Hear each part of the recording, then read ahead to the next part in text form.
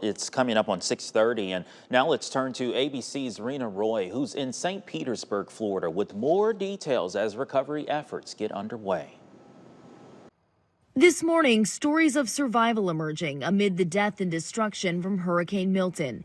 This man found floating 30 miles off the Gulf Coast, clinging to a cooler to stay afloat. The Coast Guard rescuing him after he tried to ride out Milton on his fishing boat in 90-mile-per-hour winds and 25-foot seas. Milton made landfall Wednesday night south of Tampa as a Category 3 hurricane. The Hillsborough County Sheriff's Office going door to door on boats and in high water vehicles, rescuing more than 725 people, including 500 from this apartment complex. And this 14-year-old boy was pulled to safety after floating on a piece of fencing. In Tampa, a mother and son using their fishing boat to help stranded people. These people all need help. Nobody has been here today. In Gulf Coast communities from Naples to Venice, people are finding their homes buried under feet of sand. How many feet of sand would you say we're standing on top of right now? 3 feet, probably 3 feet. Milton spawned 38 reported tornadoes, damaging hundreds of homes. At least 6 people killed when a tornado hit this retirement community. 12 tornadoes reported within 90 minutes in St. Lucie County. When I was coming back around, there was people screaming in the trailer park, and 2 or 3 of us jumped the ditch to go check it out, and one guy was already passed away, and it looked like there was a bomb.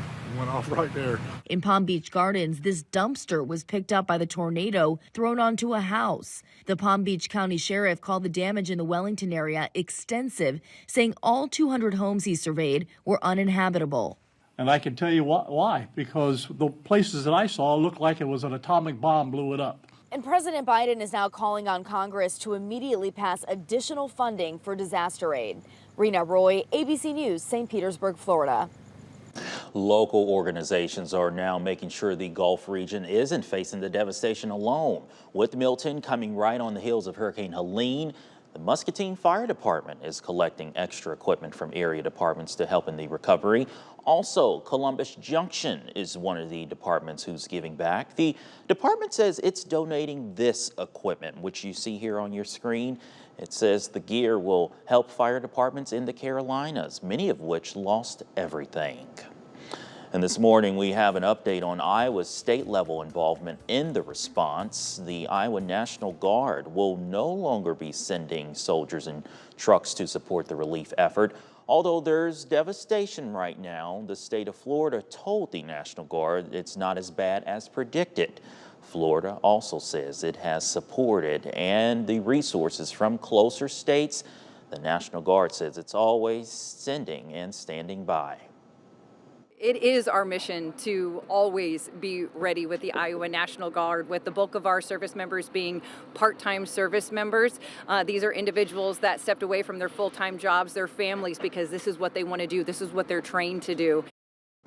Even though Iowa's National Guard isn't needed in Florida right now, soldiers are still helping out in North Carolina. Since Hurricane Helene, they've delivered more than 165,000 pounds of goods to 16 different communities in the state.